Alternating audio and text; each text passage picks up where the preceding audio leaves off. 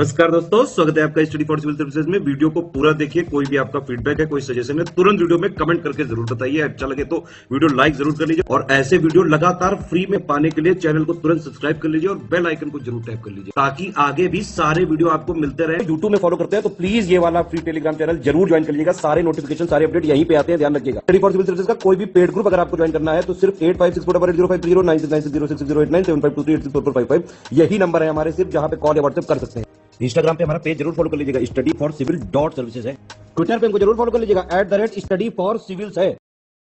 नमस्कार दोस्तों, एक बार फिर से आपका बहुत बहुत स्वागत है स्टडी फॉर सिविल सर्विसेज में। और मैं एसके त्रिपाठी आज आप सभी के साथ जो हमारी daily current affairs news analysis की सीरीज है उसको यहाँ पर बाइलिंगुअल मैनर में कंटिन्यू करूंगा, कवर करूंगा। और जैसा कि आप लोग स्क्रीन में देख पा रहे होंगे कि ये जो आर्टिकल्स हैं वो गवर्नमेंट की जो भी लीडिंग वेबसाइट्स हैं और जो लीडिंग न्यूज़पेपर्स हैं वहां से लिए जाते हैं, संग्रहित किए जाते हैं, फिर उसके बाद आप लोगों को यहाँ पर उपलब्ध कराए जाते हैं, जो आप लोगों के लिए विशेषीकृत रूप से देखें तो यूपीएससी, सीएससी और उसके साथ ही जो स्टेट पीएससी के जो आपके पेपर होते हैं, स्टेट पीसीएस के जो आपके पेपर्स होते हैं, उनके लिए प्रीलिम्स और मेंस दोनों ही दृष्टिकोण से बहुत ही ज्यादा लाभदायी सिद्ध होगी ये सीरीज। तो आप लोग इस सीरीज को सतत रूप से देखें, इसका महत्तम लाभ भी अर्जित करें। साथ ही दोस्तों, अगर आपने इस वीडियो में 10,000 लाइक्स का टारगेट कंप्लीट किया तो आप लोगों को जो पीडीएफ है इसकी वो फ्री ऑफ कॉस्ट प्रोवाइड की जाएगी। उसके लिए आप हमारा टेलीग्राम का चैनल जो है वो ज्वाइन कर लें और साथ ही जो हमारा इंस्टा का पेज है उसको भी जरूर ज्वाइन कर लें।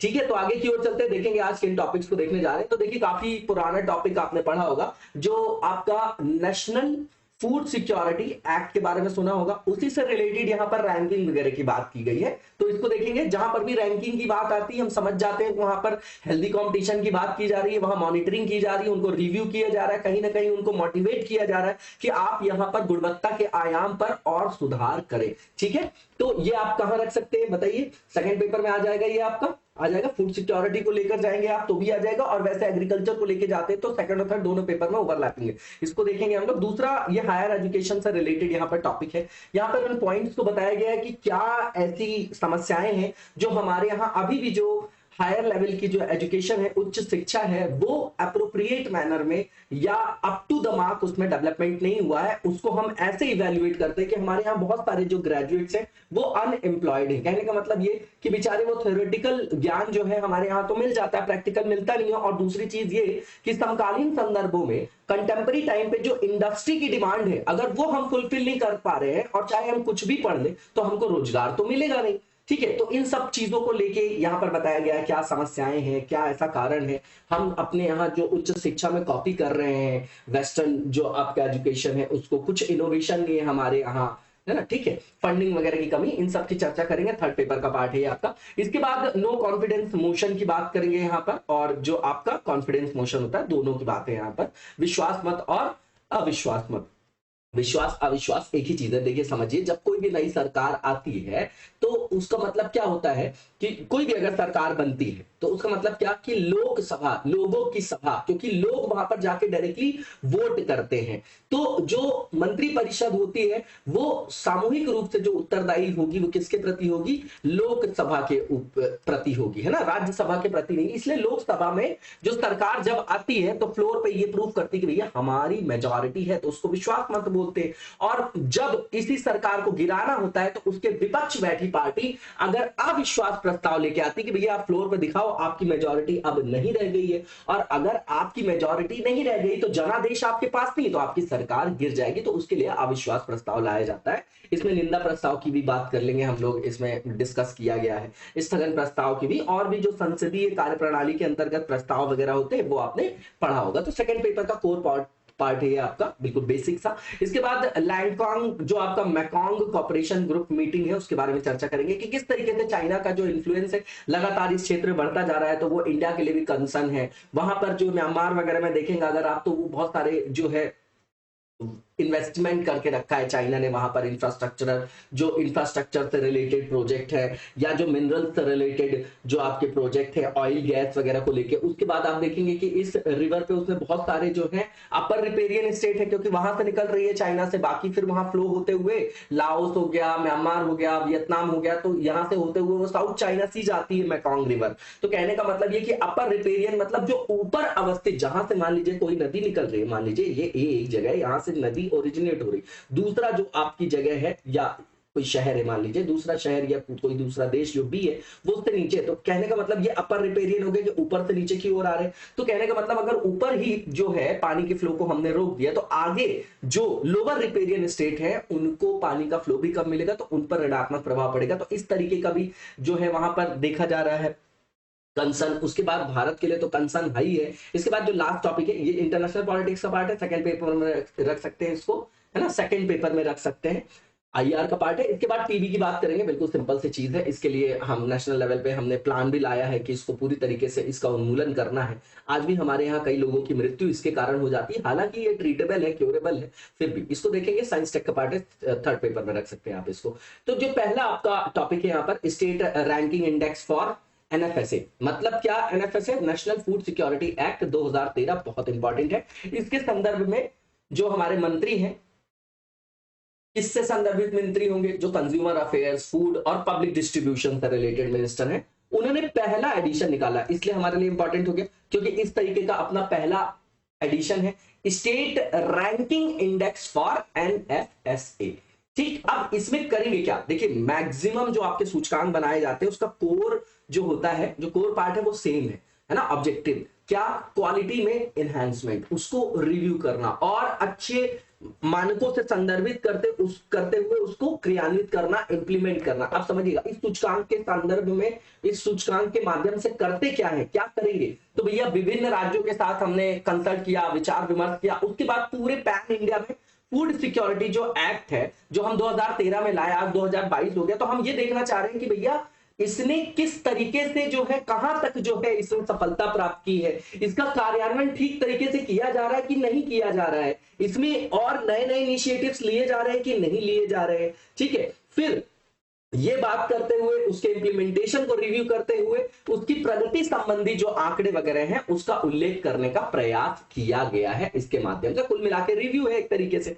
अब समझिए, जब ये रिव्यू कर लिया तो हम इसके माध्यम से ये देखेंगे कि जो विभिन्न राज्य हैं, जो विभिन्न यूटीज हैं हमारे यहाँ, उन्होंने सुधार किस तरीके से किया है और किस राज्य ने कितना सुधार किया, उस हिसाब से हम यहाँ पर क्या देंगे, रैंकिंग वगैरह दे देंगे। ठीक है, और उसके अलावा जो अपेक्षित सुधार है, जो प्रोग्रेसिव मेजर्स और लिए जा सकते हैं और इसको अच्छे से इंप्लीमेंट करने के लिए, तो उनको भी सुझाव दिया गया। अब ये जो आपकी रैंकिंग दी गई है 3 पैरामीटर्स में, पहला ये कि भैया एनएफएसए का कवरेज, ठीक है, कवरेज जो है आपका, कहां तक उसकी जो पकड़ है, कहां तक उसका पहुंच है ना, उसको कहां तक सुनिश्चित किया गया, सब लोगों को जो आपके क्या है नीडी लोग हैं उनको इसके थ्रू सर्विसेज मिल रही है या नहीं। उसके बाद यहां पर टारगेट करके, क्योंकि टारगेटेड लोगों को, जो आपके बीपीएल वाले लोग हैं, जो गरीब लोग हैं, उनको प्रदान किया जाएगा ना। ये इसमें लैक्टेटिंग मदर वगैरह भी जो है इसमें क्या है, इंक्लूडेड है, मतलब पोषण संदर्भित जो आपके मानक है उसको भी यहां संपृक्त किया गया है। कहीं कहीं पर ये प्रीलिम्स में जो है स्टेटमेंट बनाया गया है और लोग यहाँ पर कंफ्यूज हो जाते हैं, तो याद रखिएगा लैक्टेटिंग जो मदर है उसको भी यहाँ पर कवर किया गया। अब ये समझिएगा कि यहाँ पर किस तरीके से, तीसरा जो इसमें डोमेन है पहले पॉइंट का, कि किस तरीके से इस एक्ट का कार्यान्वयन किया जा रहा है, मतलब कवरेज, टारगेट कैसे किया गया इसमें, टारगेटिंग जो आपकी पॉपुलेशन है, उसके अलावा उसका इंप्लीमेंटेशन, पहला। दूसरा डिलीवरी प्लेटफॉर्म, जैसे राशन कार्ड लेके हम राशन की दुकान वगैरह में जाते हैं ना, आप लोगों ने देखा होगा, पहले के टाइम पे तो बहुत नॉर्मली दिख जाता था, अब दिखाई नहीं देती है। तो कहने का मतलब जो डिलीवरी प्लेटफॉर्म है उसमें ग्राहकों तक जो वितरण है वो ठीक तरीके से किया जा रहा है, पारदर्शी तरीके से किया जा रहा है,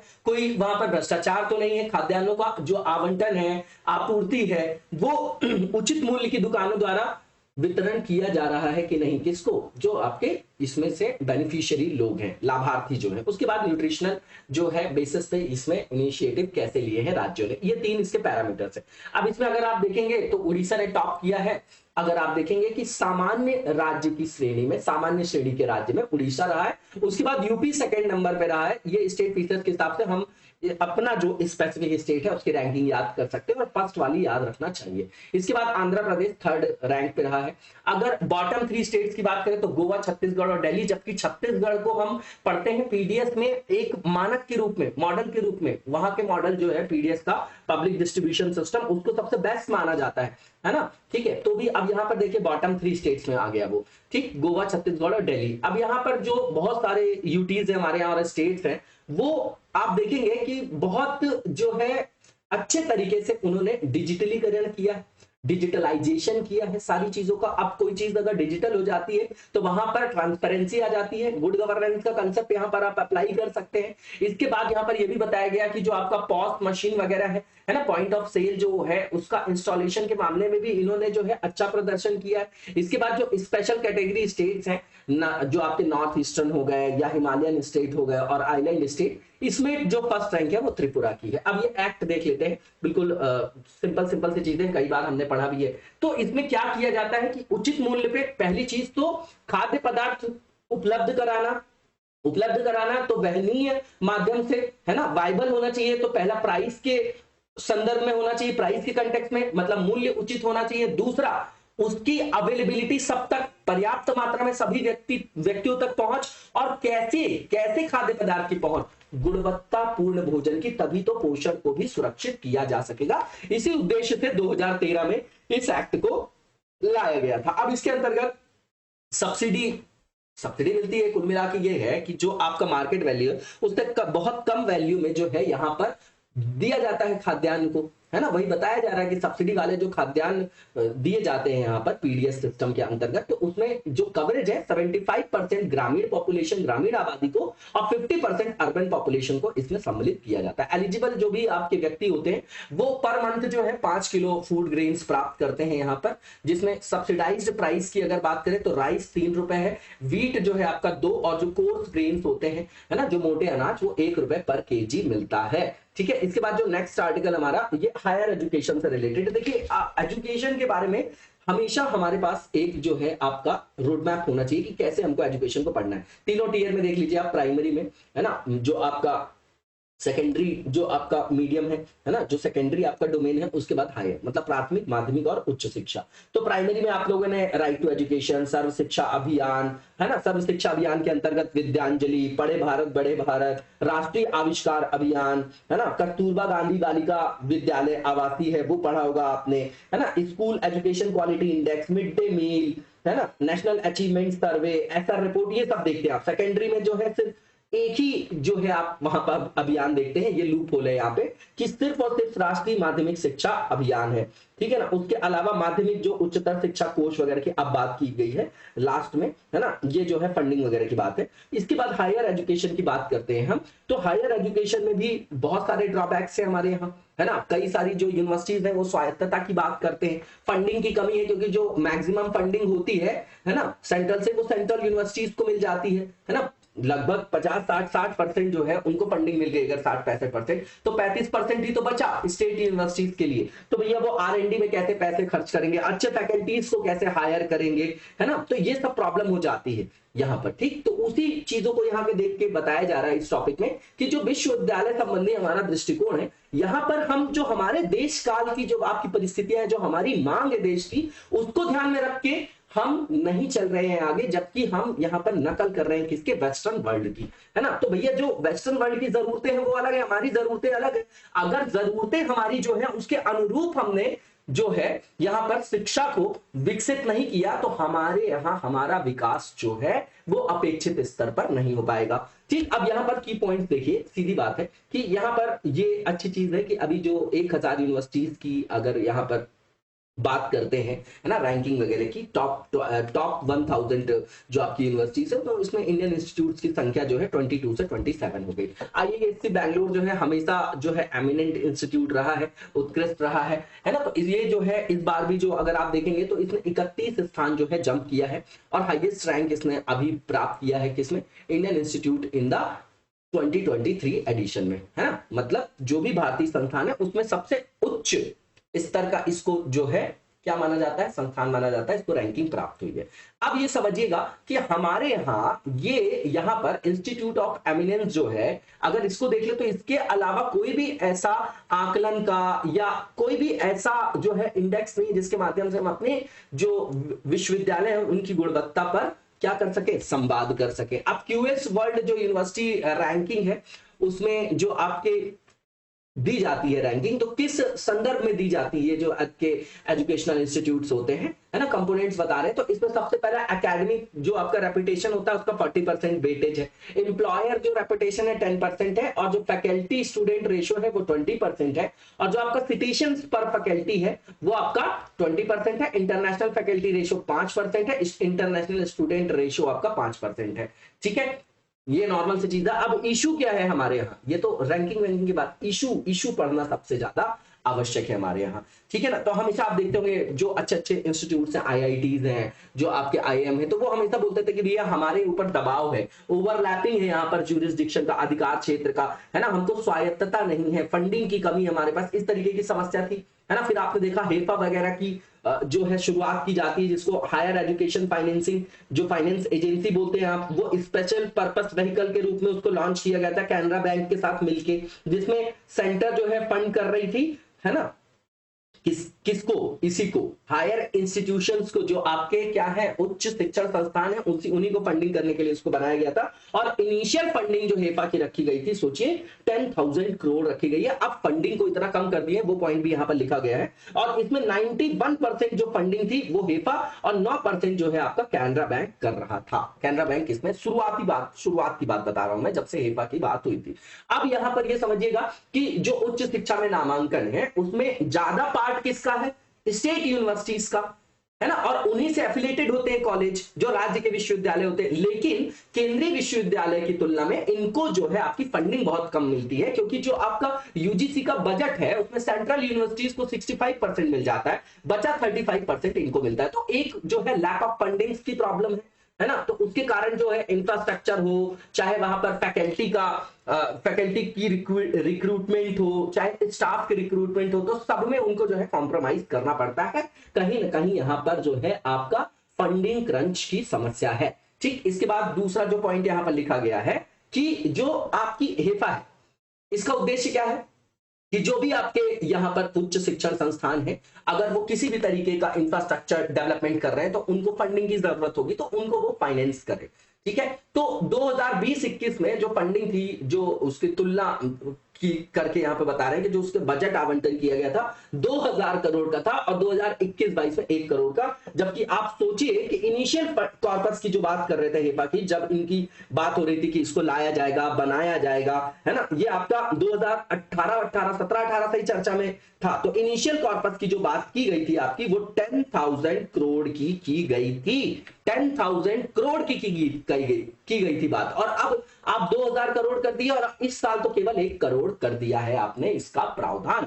ठीक है ना, ये एक समस्या है। इसके बाद आप देखेंगे कि जो अखिल भारतीय उच्च शिक्षा सर्वेक्षण रिपोर्ट है 2018-19 का, उसके अनुसार ये बोला जा रहा है कि भारत में अगर हम ये देखें जीईआर, ग्रॉस एनरोलमेंट रेशो देखें, तो क्या है केवल 26.3 मतलब 26.3% है। ये आपका जो सर्वे है 2018-19 का है, वही डेटा लिखा गया। अब इसको अगर कंपेयर करेंगे इंटरनेशनल लेवल पे, तो चाहे डेवलप्ड आपके स्टेट्स हो, चाहे डेवलपिंग आपकी स्टेट्स हो, स्टेट्स में कंट्री को बोल रहा हूं, तो उनकी तुलना में हमारे यहाँ बहुत कम है सकल नामांकन रेशो। अब समझिए कि हमारे यहाँ जो टारगेट भी हमने किया है वो 2030 तक, जो आपका रूसा जिसको आप बोलते हैं राष्ट्रीय उच्चतर शिक्षा अभियान, उसके अंतर्गत जो हमारा वहां पर लक्ष्य है वो है कि जो जीईआर है हमारा, ग्रॉस जिसको आप नामांकन दर बोलते हैं, 2030 तक 30% करना है ना। लेकिन आप कंपैरेटिवली देखेंगे इंटरनेशनल लेवल पे, तो ये जो हमने अभी अचीव भी किया है 26.3%, ये जो है बहुत कम है।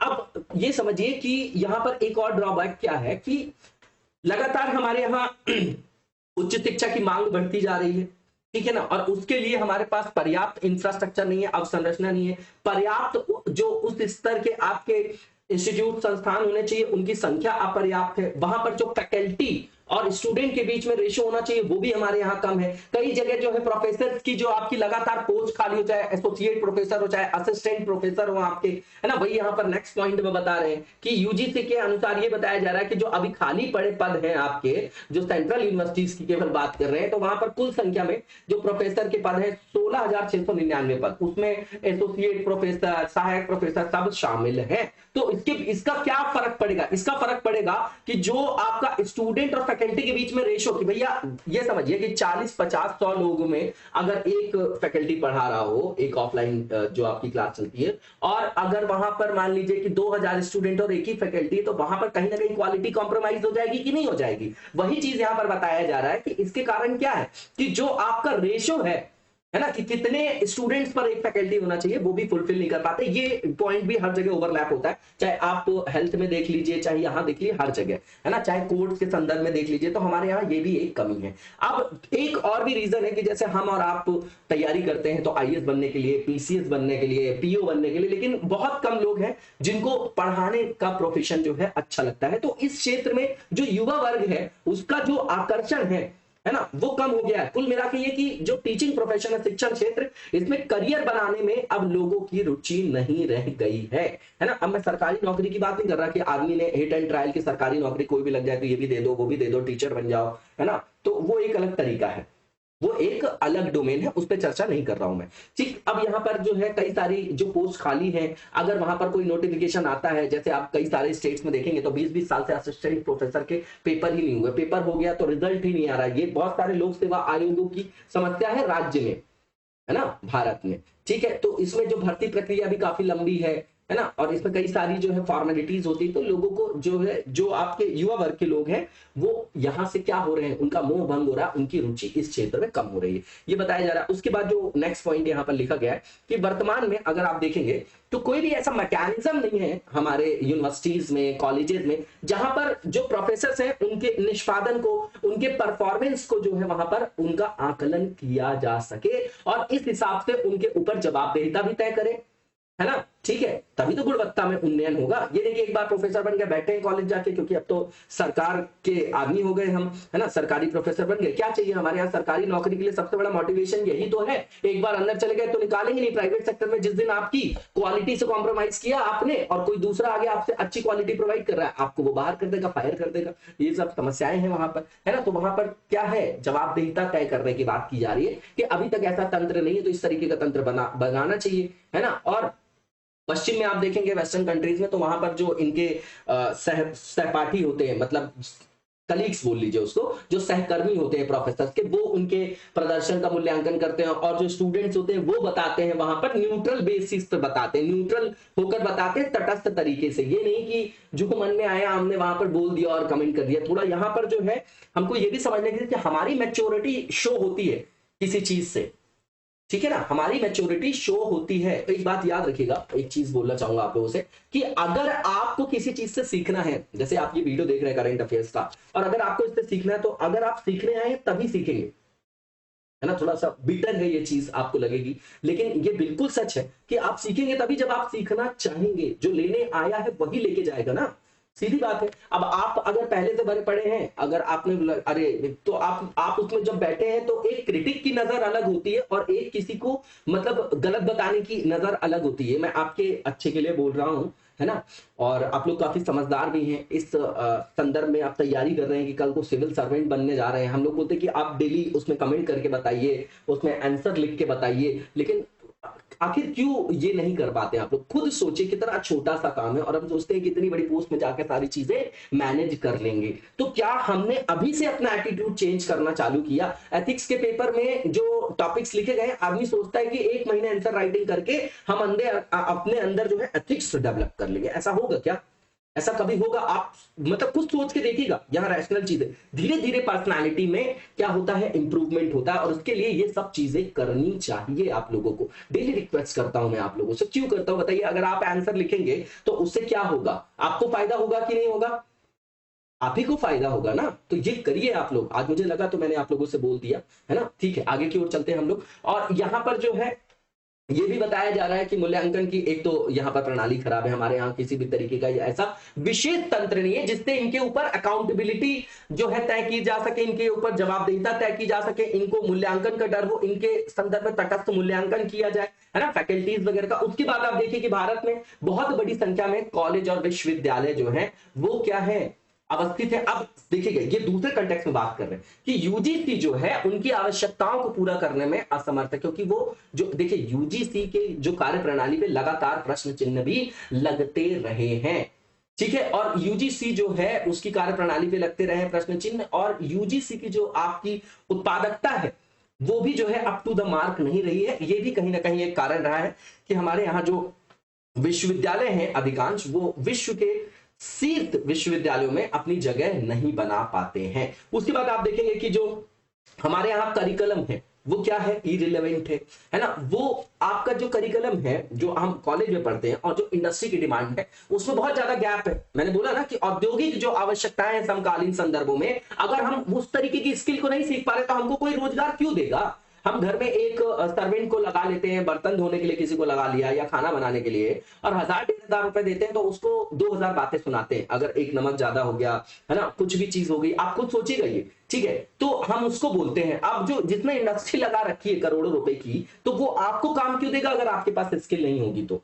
ये कारण है, बहुत बड़ा कारण है, ये बहुत बड़ा गैप है हमारे यहाँ कि जो हम थ्योरी में पढ़ते हैं और जब हम प्रैक्टिकली जॉब के लिए जब जाते हैं मार्केट में तो दोनों में बहुत बड़ा अंतराल। इसके कारण बहुत सारे ग्रेजुएट्स हमारे यहाँ क्या है, अनएम्प्लॉयड है। ठीक है। इसके बाद आप देखेंगे यहाँ सर्वे बताया जा रहा है 2004-05 का, जो 61वां राउंड था आपका एनएसएसओ का, और 66 राउंड जो है आपका 2009-10 का। इसमें जो पॉपुलेशन लिया गया है एज ग्रुप 15 से 29, ठीक है ना। इसमें बताया जा रहा है कि जो फॉर्मल वोकेशनल एजुकेशन लेने वाले लोग हैं उनका परसेंटेज 2.37 से 1.96 डिक्लाइन हुआ है। उसके बाद जो नॉन फॉर्मल वोकेशनल एजुकेशन ले रहे हैं वो भी कम हुआ है 7.74 से 4.80। तो कुल मिला के हमारे यहाँ जो है कौशल अभियान क्यों लाया गया है ना, स्किल डेवलपमेंट प्रोग्राम क्यों लाया जा रहा है, क्योंकि लोग जो है वो क्या है, कौशल जो है वो ग्रहण नहीं कर पाते, स्किल नहीं सीख पाते हैं, ठीक है ना। और हम जो है थ्योरी में उलझे रह जाते हैं। वो पूरा का पूरा एक सिस्टम है, सिस्टम के कारण ये प्रॉब्लम होती है, उतनी अवेयरनेस नहीं होती है, और लोड बहुत ज्यादा है, किताबें बहुत ज्यादा है, थ्योरी बहुत ज्यादा है, उसको इंप्लीमेंट करने से मतलब नहीं। उसी को हमने स्मार्ट स्टडी का नाम दे दिया, स्मार्ट स्टडी, क्योंकि हमने जो हिट एंड ट्रायल में पढ़ा वही आ गया वहां पर, तो हम सबसे बेस्ट हो गए, है ना। ठीक है। तो पढ़ना, पढ़ा लिखा होना, ज्ञानी होना, इन दोनों बातों में बहुत ज्यादा डिफरेंस है, कई बार मैंने बोला भी होगा। और यहाँ पर जो है, यहाँ पर ये भी बताया जा रहा है कि जो यहाँ पर भारत में विश्वविद्यालय हो, चाहे वो केंद्रीय हो, है ना, चाहे वो राज्य हो, तो वो किसी कानून के द्वारा स्थापित किए जाते हैं, लॉ के द्वारा, ठीक है ना। और वहां पर जो यूजीसी है आपकी, वो ओवर आर्चिंग रेगुलेटरी बॉडी है यूनिवर्सिटी लेवल की, ठीक है, ये आप लोगों को पता होगा। और यूजीसी की अपनी कार्यप्रणाली पर भी प्रश्न चिन्ह लगता है, वो भी एक आपका ड्रॉबैक है। उसके अलावा आप पुअर इंफ्रास्ट्रक्चर का पॉइंट रख ही सकते हैं, ठीक है ना, ये अपने आप में एक चुनौती है। ये क्यों है, क्योंकि हमारे यहाँ फंडिंग भी जो है वो उसकी भी कमी है, ठीक है। उसके अलावा जो इरिलेवेंट करिकुलम जो आउटडेटेड है ना, वो उसकी बात हमने करी ली कि थ्योरी वाला पार्ट जो है वो डोमिनेंस में है हमारे यहाँ। उसके कारण जो है क्रिएटिविटी नहीं आ पाती, नए विचार नहीं आ पाते हैं, इनोवेशंस नहीं आ पाते। और जब हमारे पास स्किल नहीं होती, जब हमको अपने ऊपर विश्वास नहीं होता, तो हम रिस्क नहीं लेते, और जब रिस्क टेकिंग कैपेसिटी नहीं होती है तो एंटरप्रेन्योरशिप जो हम डेवलप करना चाह रहे हैं वो कहां से आएगा, वो एटीट्यूड, है ना। एलन मस्क हमारे यहाँ क्यों नहीं बनते, आप खुद सोचिए ना। कि हमारे पास अगर हमने बोल दिया कि भैया, अगर आप अपने घर में समाज में बोल दीजिए कि कल कि मैं तो अब बुध ग्रह में जाने के लिए, मंगल ग्रह में जाने के लिए यान बनाऊंगा और वही काम करूंगा, तो लोग बोलेंगे पागल हो गया है ना। चुपचाप टीचर की तैयारी कर ले, ज्यादा खुश हो जाए तो आईएएस की तैयारी कर ले। भाई ये क्या करने जा रहे हो आप तो बर्बाद कर दोगे। सरकारी नौकरी सबसे पहले एक बैकअप ले लो, उसके बाद आगे चलो। ये सब हम सुनते हैं ना, क्यों सुनते हैं, क्योंकि हमको अपने ऊपर विश्वास नहीं, तो एक असुरक्षा की भावना होती। जब हम इनसिक्योर होते हैं तभी तो सिक्योरिटी की बात करते हैं। अगर हमारे अंदर ये सबकॉन्शियस माइंड में हमारी फीलिंग ही नहीं कि हम इनसिक्योर है या हम असुरक्षित है, तो क्यों सुरक्षा की बात करेंगे, क्यों बैकअप की बात करेंगे। समझ रहे हैं, मैं जो बता रहा हूं उसके एसेंस को समझने की कोशिश करिएगा, ठीक है ना। अब यहाँ पर जो है इंडस्ट्री रिक्वायरमेंट और यूनिवर्सिटी का जो करिकुलम है उसमें गैप है, वही पॉइंट है, सेम है। यही जो कारण है लो एम्प्लॉयबिलिटी का है भारत में, ग्रेजुएट्स का, और जो ग्रेजुएट लोग हैं। और यहाँ पर यह भी बोला जा रहा है कि जो अब जब फंडिंग नहीं है, लोगों की जो रिस्क टेकिंग कैपेसिटी कम है, हमारे यहाँ अगर गवर्नमेंट जो है रिसर्चर्स को, और जो आपके रिसर्च करने वाले जो साइंटिस्ट हैं या रिसर्चर्स हैं जो आपके, है ना, उन पर जो फोकस नहीं है, उनको अगर फंडिंग नहीं मिल रही है, तो भैया वहां पर R&D हमारे यहाँ क्या एप्रोप्रिएट मैनर पे हो पाएगी, नहीं हो पाएगी। तो हमारे यहाँ उच्च शिक्षण संस्थान में अगर आप देखेंगे तो अनुसंधान पर भी पर्याप्त ध्यान नहीं दिया जाता है। है ना। अब इसके लिए एक बात की गई थी कि नेशनल रिसर्च फाउंडेशन को लाया जाएगा जो आपका इंप्रूव करेगा यूनिवर्सिटीज में क्या रिसर्च इंफ्रास्ट्रक्चर को। तो अभी तक हमने उसको अप्रूव नहीं किया। कागजों में हमारे यहाँ बहुत सारी योजनाएं हैं, अगर यथार्थ में उतर के देखेंगे तो उसमें से जो प्रोडक्टिविटी वो बहुत कम है। अब यहाँ पर आप देखेंगे कि बहुत सारे जो भारतीय विश्वविद्यालय हैं इसमें जो मैक्सिमम रिसर्च स्कॉलर्स हैं उनको फेलोशिप वगैरह नहीं मिलती, तो वो डिमोटिवेट हो जाते हैं। ठीक है, और हमारे यहाँ से फिर आउटसोर्सिंग हो जाती है। ऐसे जो हमारे यहाँ रिसर्चर्स हैं वो बड़ी बड़ी जगह जाते हैं और फिर वो विदेशों के लिए काम करते हैं, है ना। ये भी एक बहुत बड़ा कारक है हमारे यहाँ, है ना। अब यहाँ पर आप देखेंगे कि हमारे यहाँ भारत में जो हायर एजुकेशन से रिलेटेड आपके इंस्टीट्यूट्स हैं, है ना, वहां पर आप देखेंगे कि उनका इंटरेक्शन भी नहीं है। जो R&D से रिलेटेड सेंटर्स हो, चाहे नेशनल लेवल पे चाहे इंटरनेशनल लेवल पे, तो उनसे उनका जुड़ाव का भी अभाव है। ठीक है ना। अब आगे का रास्ता क्या है, तो भैया फंडिंग आप एप्रोप्रिएट मैनर में लाइए, करिकुलम जो है आपका वो इंडस्ट्री के डिमांड से बनाइए। जो जो समस्याएं बताए हैं वहां पर जब सोल्यूशन लिखते हैं तो पहले पॉइंट पे जो हमने प्रॉब्लम बताई सोल्यूशन के पहले पॉइंट में उसी का सोल्यूशन, दूसरे पॉइंट पे जो हमने प्रॉब्लम बताई दूसरे पॉइंट पे उसी का सोल्यूशन। जब ऐसा आंसर लिखते हैं तो हमको दिखाई देता है कि ये आपका स्ट्रक्चर्ड है, तो मार्किंग अच्छी होती है। अब जो यहाँ पर फंडिंग की बात की गई है ना, तो उसमें क्या बोला गया कि फंडिंग एप्रोप्रिएट मैनर में करें यहाँ पर। ठीक है, करिकुलम को जो है वो कंटेम्प्रेरी टाइम में जो इंडस्ट्री की डिमांड है उस हिसाब से आप उसको डिजाइन करिए। जो टीचर और फैकल्टी का रेशो है उसको आप ठीक करिए, है ना। और जो आपकी यहाँ पर फैकल्टीज की रिक्रूटमेंट प्रोसेस है उसको ट्रांसपेरेंट मैनर में और टाइम बाउंड मैनर में आप उसको करिए। वहां पर जो फैकल्टीज का जो इवैल्यूएशन है वो भी आप करवाइए, उसके लिए कोई मैकेनिज्म बनाइए ताकि वहां पर उनकी प्रोडक्टिविटी भी देखी जाए, है ना, जिससे अल्टीमेटली हमारे यहाँ आउटकम पर हम काम कर सकें। ठीक है ना। यहाँ पर ऑडिट की बात कर रहे हैं, है ना, परफॉर्मेंस की, किसके, प्रोफेसर्स के, है ना। तो परफॉर्मेंस ऑडिट का सिस्टम बनाना चाहिए। ठीक, इसके बाद आप देखेंगे तो क्रेडिट रेटिंग जो एजेंसीज हैं, है ना, और जो आपके हमारे इंडस्ट्री हाउस हैं, मीडिया हाउसेज हैं, जो प्रोफेशनल्स हैं, उनको भी जो है आगे आके विश्वविद्यालय के संदर्भ में और जो विश्वविद्यालय से जुड़े हुए संस्थान है उनकी रेटिंग की प्रक्रिया किस तरीके से की जाए, किस तरीके से इनका जो प्रोडक्टिविटी उसको बढ़ाया जाए, तो इन सबको आगे बढ़कर एक साथ आना चाहिए और उनको प्रोत्साहित किया जाना चाहिए। ठीक है। अब इसके बाद जो है यहाँ पर यह भी बताया जा रहा है कि जो नेशनल एजुकेशन पॉलिसी हमारी 2020 की, उसमें यह भी हाईलाइट किया गया है कि छात्रों की एक तो पढ़ाई पढ़ाई पढ़ाई, ठीक है, सिलेबस, उनकी जो सामाजिक, नैतिक और जो आपकी भावनात्मक क्षमता है उनका तो विकास करना ही करना, उसके साथ उन पर विश्लेषण और जो समस्या समाधान क्षमता है उसको भी डेवलप करने की आवश्यकता है। वहां पर उस पर ही बल दिया गया। अब आप देखिए डिसीजन मेकिंग क्या सिविल सर्विसेज से पूछता है, बिल्कुल पूछता है। जो नैतिकता का पेपर है वहां पर इमोशनल इंटेलिजेंस है, क्या यही चीजें नहीं है वहां पर। और जब हम कोई पॉलिटी का इश्यू पढ़ते तो उसको हम देखते हैं कि उसका समाज पर क्या प्रभाव पड़ रहा है, क्योंकि पॉलिटी कॉन्स्टिट्यूशन का मतलब ये नहीं कि हमने आर्टिकल याद कर लिया, उस संदर्भ से उस जो संविधान है, संविधान की जो कार्यप्रणाली है, सरकार की जो कार्यप्रणाली, उससे समाज पर क्यों प्रभाव पड़ रहा है, क्या प्रभाव पड़ रहा है, वही सब चीजें तो यहां पर भी है जो फोकस किया जा रहा है। इसीलिए तो बोलते हैं कि यूपीएससी जो है वो बहुत ज्यादा टफ है, लोग बोलते हैं, और जो भी सिविल सर्विसेज होती है वो टफ होती है, सारे एग्जाम की कंपैरिजन में बात कर रहा हूं मैं, है ना। वो इसीलिए क्योंकि ये सब हमारे बचपन से करिकुलम में हम यहाँ पर फोकस नहीं करते। तो यहाँ पर जो है 2020 की जो हमारी नेशनल एजुकेशन पॉलिसी उसमें फोकस किया जा रहा है। ठीक है। और इन आवश्यकताओं की पूर्ति के लिए जो फंडिंग की आवश्यकता हो, जो उनको ऑटोनॉमी दिया जाना चाहिए, उसके लिए पूरा का पूरा जो है इकोसिस्टम बनाया जा रहा है, उसको इनकरेज किया जा रहा है। अब यहाँ पर क्वेश्चन दिया गया है, इसको जरूर लिखेगा, इंपॉर्टेंट है। भारत में जो आपके उच्च शिक्षण संस्थान है उनके सामने आने वाली क्या चुनौतियां हैं, ठीक है, और जो हमारे यहाँ की यूनिवर्सिटीज की रैंकिंग निम्न है उनको दूर करने का सुझाव बताना है यहाँ पर, है ना, उपाय बताना है, सुझाव देना है। और यहाँ पर जो नेक्स्ट आर्टिकल है हमारा, ये कॉन्फिडेंस जो आपका मोशन है ना, और जो आपका नो कॉन्फिडेंस मोशन जिसको आप बोलते हैं, विश्वास मत और अविश्वास मत, जो आपका मत है, प्रस्ताव भी मत दोनों बोल सकते हैं। ठीक है। तो अभी महाराष्ट्र की गवर्नमेंट में आपने देखा होगा कि वहां पर नए जो है एकनाथ शिंदे जी ने मुख्यमंत्री की शपथ ले ली, उन्होंने सिद्ध कर दिया भैया वहां विधानसभा में कि मेरे पास विश्वास मत है। ठीक है ना। तो इसके कारण ये न्यूज में है।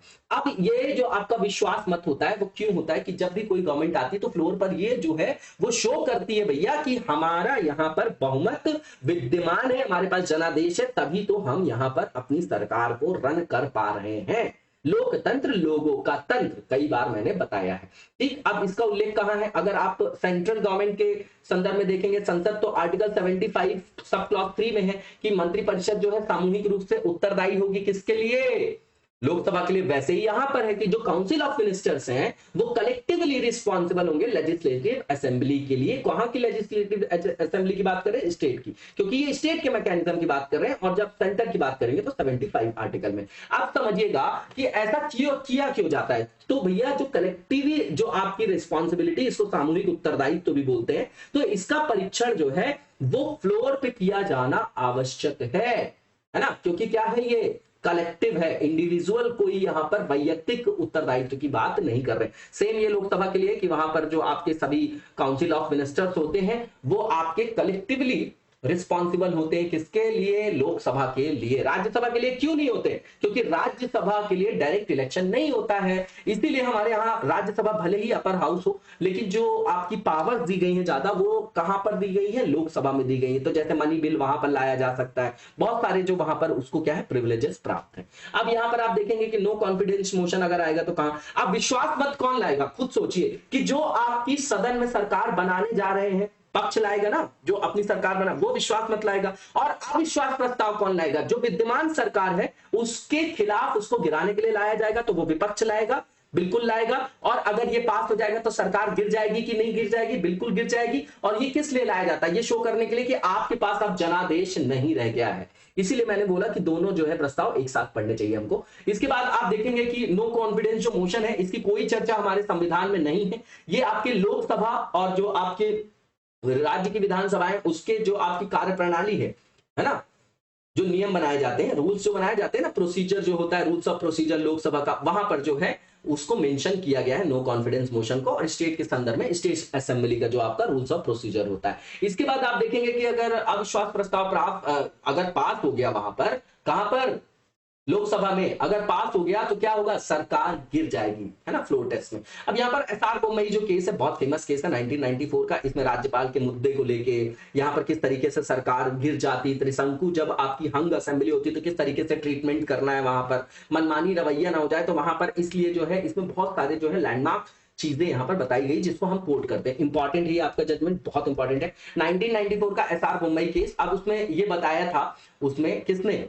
हमारी माननीय सुप्रीम कोर्ट ने ये बोला कि अगर कोई भी पॉलिटिकल पार्टी, मान लीजिए कहीं पर चुनाव हुआ, अब चुनाव हुआ और वहां पर रिजल्ट आया, तो किसी भी पार्टी को जो है वहां पर क्लियर कट मेजॉरिटी नहीं मिली हुई है, ठीक, तो एक तरीके की हंग हो गई वो आपकी असेंबली, मतलब त्रिशंकु हो गई, किसी को क्लियर कट मेजॉरिटी नहीं मिली। तो यहां पर फिर किसको स्पेशल पावर प्राप्त हो जाती है? राज्यपाल को। तो राज्यपाल जो है वो किसी के दबाव में, केंद्र के दबाव में आके डिसीजन ना ले, है ना, उसको न्यूट्रल लेवल पे जाके वहां पर डिसीजन लेना चाहिए, है ना, ऐसा बोला जाता है। लेकिन कई बार आप देखेंगे कि यहाँ पर जो पक्ष में बैठी सरकार होती है, जो सत्ता में आसीन सरकार होती है, वो उसका गलत दुरुपयोग भी कराती है। तो यहां पर कोर्ट ने बोला कि भैया अगर ऐसा हो जाता है तो फ्लोर टेस्ट करवाइए आप, और उसी के थ्रू जो है फाइनल डिसीजन लीजिए, है ना, ठीक है। ये नहीं कि वहां की सरकार को आपने गिरा दिया। तो इसका मतलब ये है कि जब त्रिशंकु विधानसभा हो जाए तो अंतिम निर्णय जो है वहां पर विधायिका का कि किसकी सरकार बनेगी, वो फ्लोर टेस्ट के माध्यम से होना चाहिए,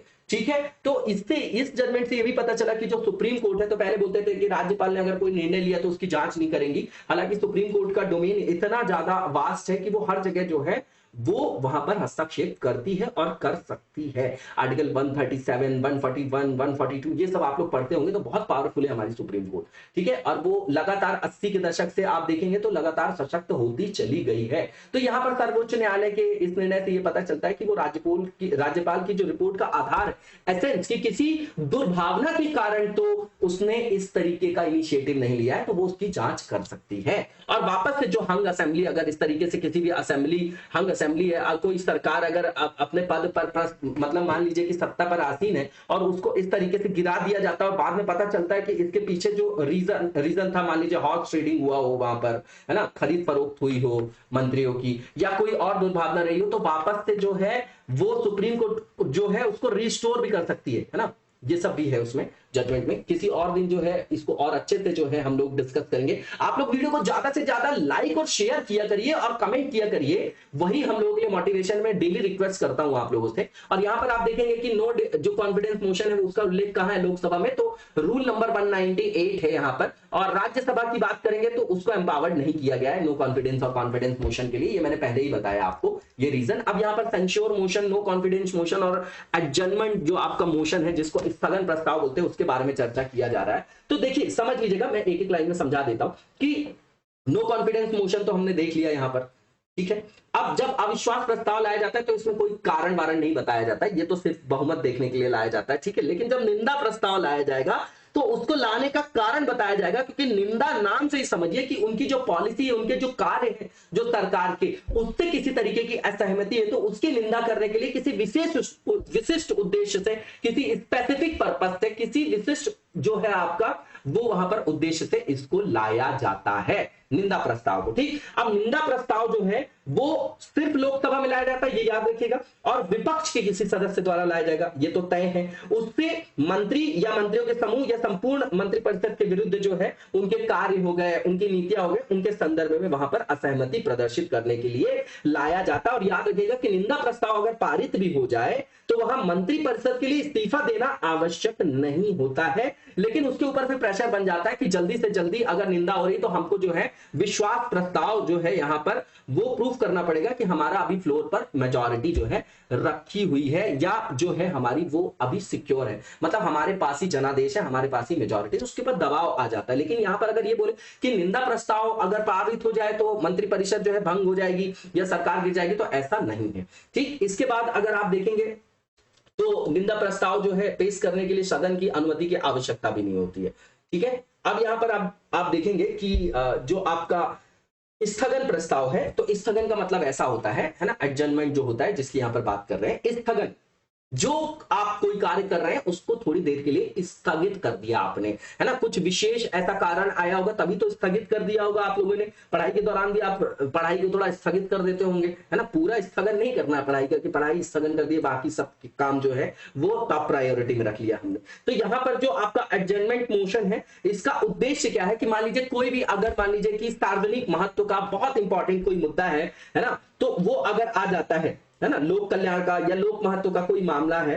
ना, और उस पर चर्चा करना आवश्यक है, तो उसको फिर सदन की जो आपकी नियमित जो रेगुलर आपकी प्रोसीडिंग्स वगैरह चल रही होती है, नियमित कार्यवाही, तो उसको स्थगित करके पहले इस पर चर्चा किया जाता है। और इसको लाने के लिए, अगर स्थगन प्रस्ताव की बात करें, उसको लाने के लिए 50 सदस्यों के समर्थन की आवश्यकता होती है और उसके साथ ही स्पीकर की अनुमति भी आवश्यक होती है। ऐसे ही अविश्वास प्रस्ताव लाने के लिए भी 50 सदस्यों का अनुसमर्थन आवश्यक होता है, ठीक है।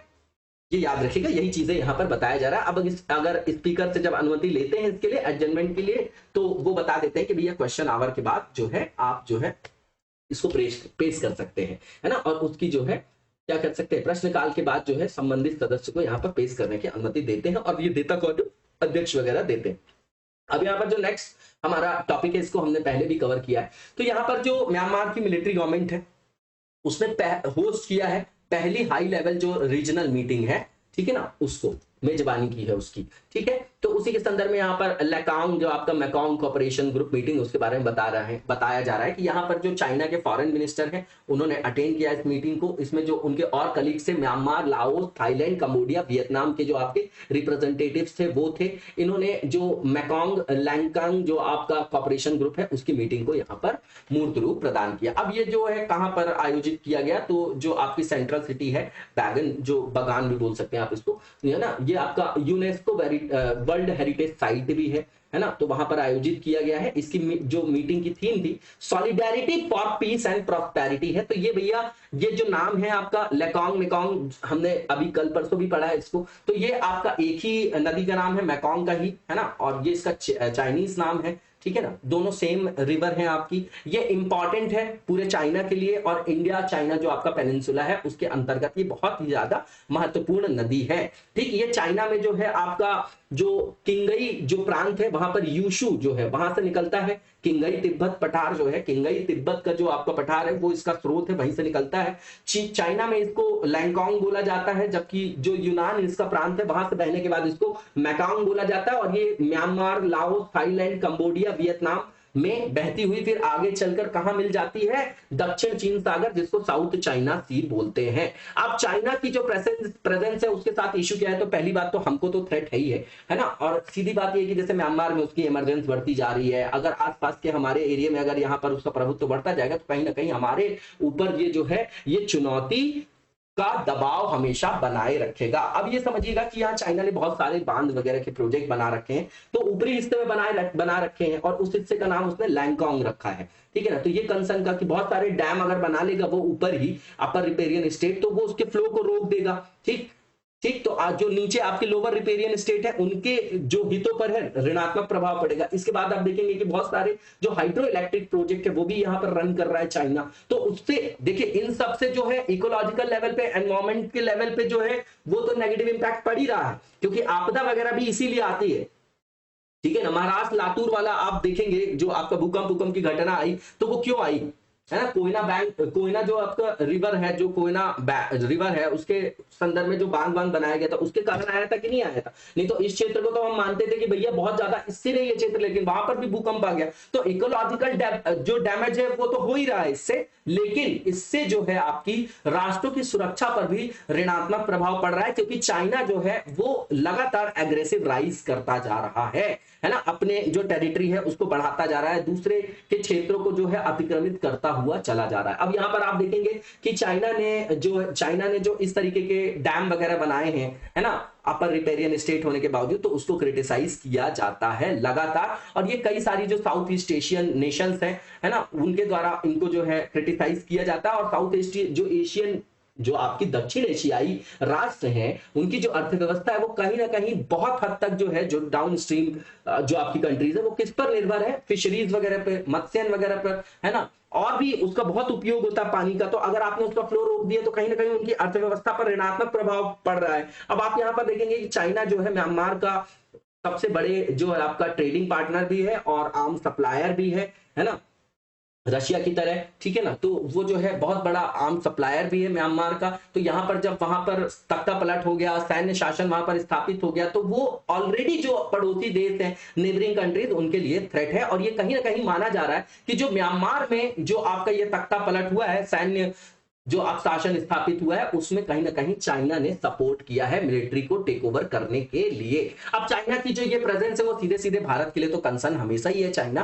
क्यों? और ये सबसे बड़ा रीजन ये है क्योंकि बीसीपीएन एमबीए जो आपने सुना होगा, लगातार यहाँ पर हम देखते हैं कि जिस हिसाब से हमारे यहाँ जो है बाउंड्री जो है शेयर करते हैं हम पड़ोसी देशों के साथ, तो अगर आप म्यांमार की बात करेंगे तो 1600 किलोमीटर जो है बाउंड्री शेयर करता है इंडिया के साथ। तो हमारे लिए क्या है ये? हमारे लिए तो वैसे भी कंसर्न का क्या है, सब्जेक्ट है, कंसर्न का है ये विषय, हमारे लिए यहाँ चिंता का विषय है हमारे लिए, है ना, गहरी चिंता है, इस पर हमको ध्यान देने की आवश्यकता है।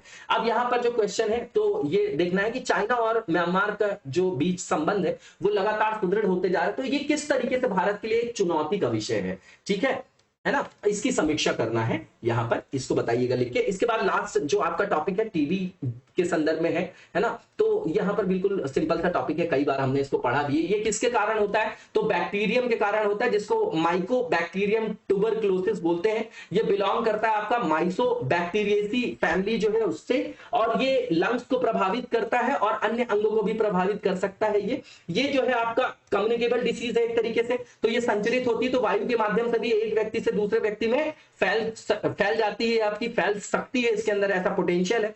और इसके बाद आप देखेंगे तो ये क्योरेबल भी है, इसका ट्रीटमेंट भी जो है उपलब्ध है, डॉट्स वगैरह आप लोगों ने सुना होगा। और टीबी का जो है ट्रीटमेंट भी उपलब्ध है ना। लेकिन अगर आप देखेंगे तो टोटल जो पूरे वर्ल्ड में टीबी के जितने केसेस हैं उसमें 26% केसेस अकेले भारत में है। तो भारत को विश्व की टीबी कैपिटल भी बोला जाता है। भारत में अभी भी कम से कम 1400 लोग हर साल टीबी से मारे जाते हैं, ठीक है। और भारत में जो टीबी है उसके सभी रूपों का जो औसत प्रसार है वो प्रति 1000 व्यक्तियों में 5.05 है। अब जो वर्ल्ड टीबी डे ऑब्जर्व किया जाता है 24 मार्च को किया जाता है ताकि इसके बारे में अवेयरनेस स्प्रेड किया जा सके और जो हेल्थ पर इसके डिजास्टर्स इंपैक्ट है उसको कम किया जा सके। इसके जो कॉन्सेंशस हैं, जो इसके कॉन्सिक्वेंसेस हैं, जो इसके परिणाम हैं, चाहे वो सामाजिक हो, आर्थिक हो, चाहे स्वास्थ्य पर हो, उसके बारे में जागरूकता फैलाना, किस तरीके से इससे बचाव किया जाए, किस तरीके से हमको मेजर्स को अपनाना चाहिए ताकि हमको टीबी ना हो, इस सब के बारे में जो है अवेयरनेस फैलाने के लिए ये डे को ऑब्जर्व किया जाता है। अब भारत सरकार ने अभी तक टीबी को कंट्रोल करने के लिए क्या क्या जो है यहाँ पर स्टेप लिए हैं, तो नेशनल स्ट्रेटेजिक प्लान बनाया हमने टीबी के लिए, 2025 तक हमको इसका उन्मूलन करना है, ठीक है ना, उन्मूलन करना मतलब टीबी का उन्मूलन सुनिश्चित करने के उद्देश्य से ये रणनीतिक योजना हमने बना ली और उसके अंतर्गत हमने बताया कि भैया इसके जो इलाज का कवरेज होगा वो सार्वभौमिक होगा, इसमें सोशल सिक्योरिटी के लिए भी डोमेन बनाया गया है, इसमें कैसे इसको डिटेक्ट करेंगे, ट्रीट करेंगे, है ना, ये सारी जो प्रिवेंट कैसे करेंगे, डिटेक्ट कैसे करेंगे, ट्रीट कैसे करेंगे। प्रिवेंटिव क्या हो गया कि होने से पहले ही सुधार लिया, अगर हो गया तो भैया जिसको हुआ उसको डिटेक्ट कर लिया तो उसको आइसोलेट कर दिया, वरना किसी न किसी को अगर वो कॉन्टेक्ट में आएगा किसी के तो किसी दूसरे को भी हो सकता है। और मान लीजिए कि कोई रोगी हो ही गया तो उसका ट्रीटमेंट, मतलब तीनों डोमेन में हम कैसे काम करेंगे। तो ये आपका कॉम्प्रिहेंसिव मैटर्स को यहाँ पर एम्बेडेड करके जो भी आपके कॉम्प्रिहेंसिव इश्यूज थे टीबी से लेके टीबी से रिलेटेड उनको यहां पर कवर करके ये स्ट्रैटेजी बनाई गई है, ठीक है। इसके अलावा आप देखेंगे कि निक्षय पोर्टल बनाया गया है जो national online individual based TB notification और मैनेजमेंट सिस्टम है, ई गवर्नेंस टेक्नोलॉजी का यूज। इसके बाद यहां पर जो टीबी उन्मूलन कार्यक्रम को सफल बनाने के लिए जो आपका यहां पर पारिस्थितिकी तंत्र है, इसके संदर्भ में जो समग्र पारिस्थितिकी तंत्र है पूरा उसको सशक्त करने की शुरुआत की गई है। इसके अंतर्गत कई सारी लैबोरेटरीज बनाई जा रही हैं, राष्ट्रीय, राज्य, जिला और उप जिला स्तर पर यहां पर कोऑर्डिनेशन भी हो रहा है और उसके संदर्भ में टीबी को रोकने वाली जो दवाएं हैं उनका वितरण वगैरह भी शामिल है। तो हर फ्रंट पर गवर्नमेंट काम कर रही है, ऐसा यहां पर बताया जा रहा है। अब यहां पर एग्जिस्टिंग इश्यू क्या है, तो पहली चीज तो हमारे यहाँ हाइजीन की प्रॉब्लम है, ठीक है ना। बहुत सारे जो आपके अनियोजित ढंग से शहरों का विकास हुआ है, जैसे दिल्ली, बॉम्बे आप देख लीजिए, तो बहुत ज्यादा पॉपुलेशन है, तो जो आपके बाहर से माइग्रेट करके लोग जाते हैं, गांव से बाहर जाते हैं, है ना, रोजगार की तलाश में जाते हैं, वहां ज्यादा आय होती है, ज्यादा पैसा मिलता है उनको, तो उनको स्लम वगैरह में रहना पड़ता है, गंदगी के पास रहना पड़ता है। तो ये सब भी बहुत बड़ा रीजन होता है ना, जो संचारी लोगों के संचरित होने में, कम्युनिकेबल डिसीज के। तो यहाँ पर ये बोला जा रहा है कि यहाँ पर कोई भी हमारे यहाँ प्रिस्क्राइब्ड मेथड नहीं है मॉनिटर करने के लिए कि भैया टीबी का जो ट्रैजेक्टरी है उसको मॉनिटर कर सके हम लोग, ठीक है ना।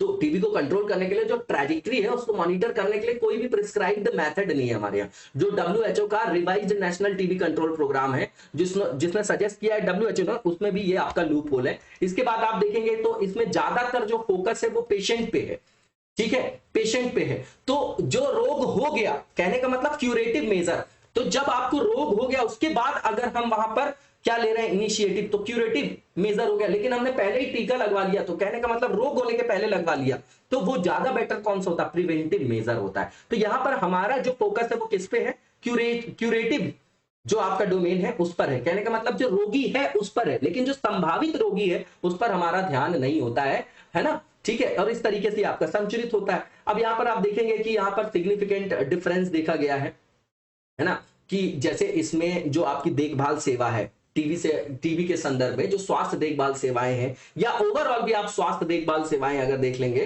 तो अगर उसकी उपलब्धता है तो पुरुष, महिला और ट्रांसजेंडर यहां पर डिस्पैरिटी देखी जाती है बहुत ज्यादा। यहां पर यह भी देखा जा रहा है कि जो हमारे यहाँ लाइफस्टाइल डिसीज है ना, उन पर फोकस नहीं है हमारा एडिक्वेट मैनर में, है ना, ठीक है। और इसके बाद आप देखेंगे कि कोविड-19 के कारण भी टीबी का बर्डन लगातार बढ़ा है, इसके कारण भी लंग्स और ज्यादा वीक हो गए, तो हमारी रेजिस्टेंस जो पावर थी वो कम हो गई, तो उसके कारण भी कई सारे लोग टीबी के शिकार हो गए, ठीक। इसके बाद आप देखेंगे कि अगर बहुत सारे लोगों को इस तरीके की डिसीज हो जाती है तो देश की जो सकल उत्पादकता है वो कहीं ना कहीं ऋणात्मक रूप से प्रभावी होगी, ठीक है ना।